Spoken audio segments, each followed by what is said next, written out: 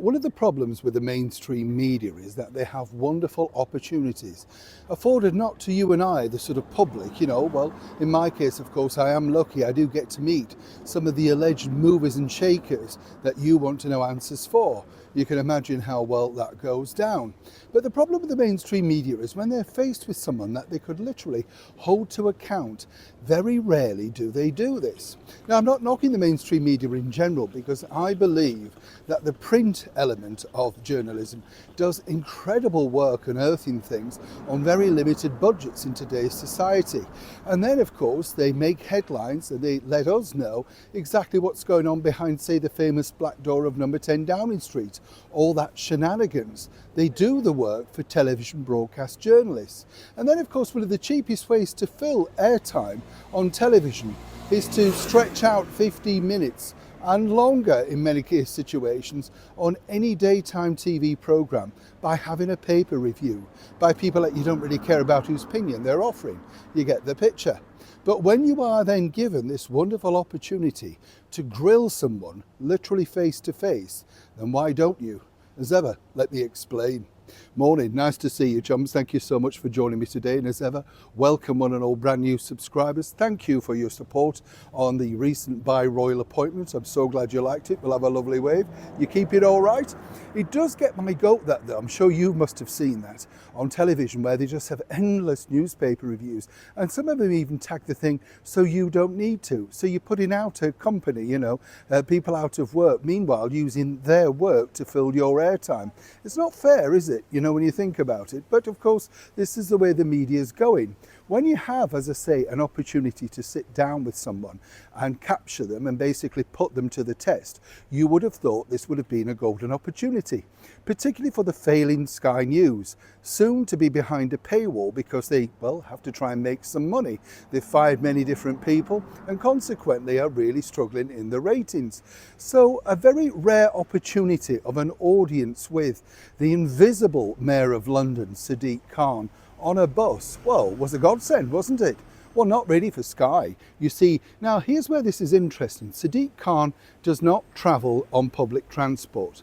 And even though this was filmed on a bus, this was to promote a certain thing regarding some kind of superloop, but that was all lost.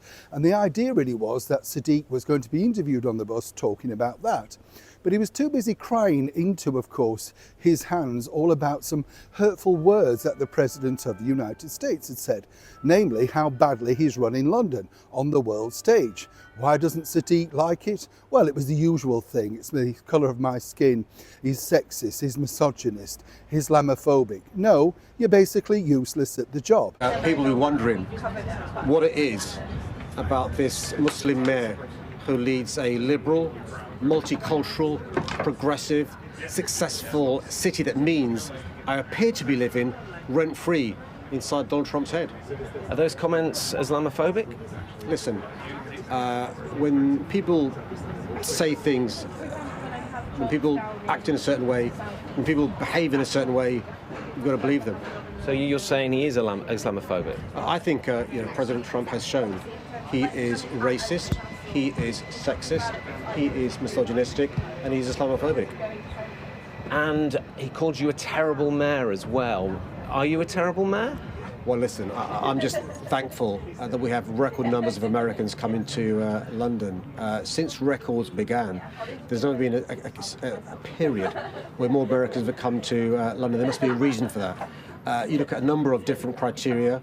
We're often the #1 city in the globe when it comes to culture, when it comes to foreign direct investment, when it comes to sports, when it comes to the ability for people to fulfill their potential. I'm really proud that we are the greatest city in the world. Long may that continue.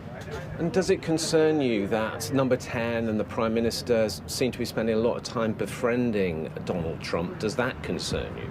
Well, I've seen the benefits of Americans coming to London. I've seen the benefits of people recognising what a great city we are. It's for others to explain their views on President Trump. But you say he's a racist. Perhaps the Prime Minister shouldn't be befriending him quite as strongly. But one of the things about having a special relationship, it's akin to having a best friend. I think when you have a best friend, you should expect more from them. It's very different to an acquaintance or somebody who's just, a distant friend. I think one of the advantages of having a special relationship with the USA is obviously when it comes to trade, when it comes to military alliances, when it comes to other areas where we work close together. But it should also mean you've got the confidence to call them out when they're wrong. I think President Trump is wrong in many, many ways. Now what people are doing, all thanks to the President of the United States, are looking into just how badly London is run. So consequently, even though Sky News asked him, well, were they Islamophobic comments, they allowed him to basically say yes and go on.